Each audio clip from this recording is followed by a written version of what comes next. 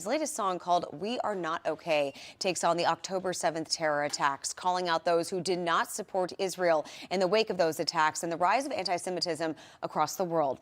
Fight for Fighting joins us now. Welcome, John. Thanks for waking up with me. So when you hear people are listening to your song, what emotions do you hope that they feel when they listen to this song? You know, I've been getting thousands of emails and texts in the last few days since the song came out, especially since the nation of Israel shared the song on their social media. And I think many Jewish people feel alone. They feel deserted by this kind of crisis of morality we see in many of our institutions.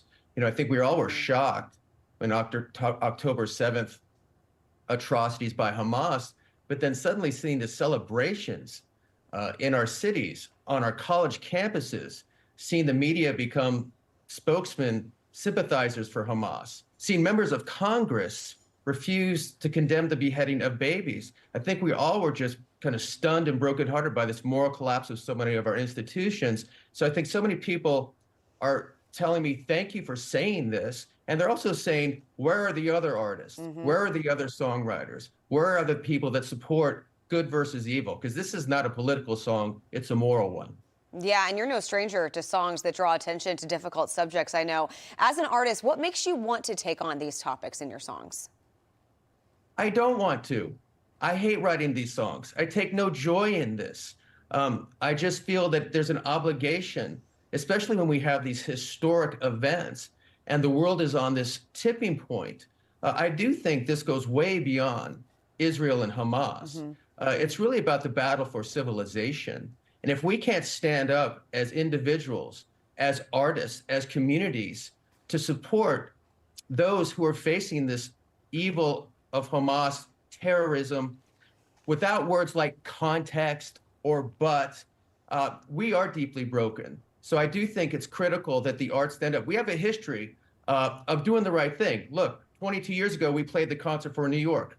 All the icons came out to support America after terrorism, Sun City, Live Aid, but now we're silent. It's a shame, and we got to change it, or we're going to end up on the wrong side of history in this matter. And you talk about having a history of doing the right thing. Unfortunately, not everyone has that same history. Last year alone, we saw a rise of anti-Semitic comments in the music industry from artists like Kanye West. But how can the industry combat this from happening? They have to have a moral spine. This is 2024. It's not 1938. You don't have to be Jewish to condemn the evil that is Hamas.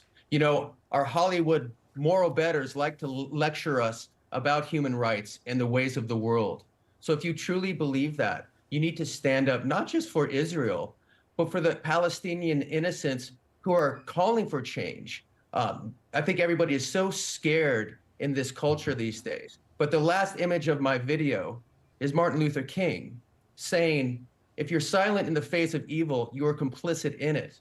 So I think hopefully this video will give some permission to others to do the right thing, because sometimes it's as simple as that. Do you believe that this music industry can truly change the national conversation around a topic, and specifically your song? Who knows? Look, I saw with Superman how music can transcend and make a difference. And we all know, a good friend of mine, Andrew Breitbart, always said that politics is downstream of culture. We have a youth in America where over half of our kids believe that Israel should be ended and given to Palestine. 20% believe the Holocaust never happened. We are losing our youth. And the way to get to the kids is not by news organizations, by speeches, it's by artists. So artists need to find their moral soul and speak up, or I think the consequences are going to be dire. Well, I hope that everyone listens to your song and really understands it. Thank you so much, and thanks for putting out this music, John. Thanks, Charlotte. Take care. You too.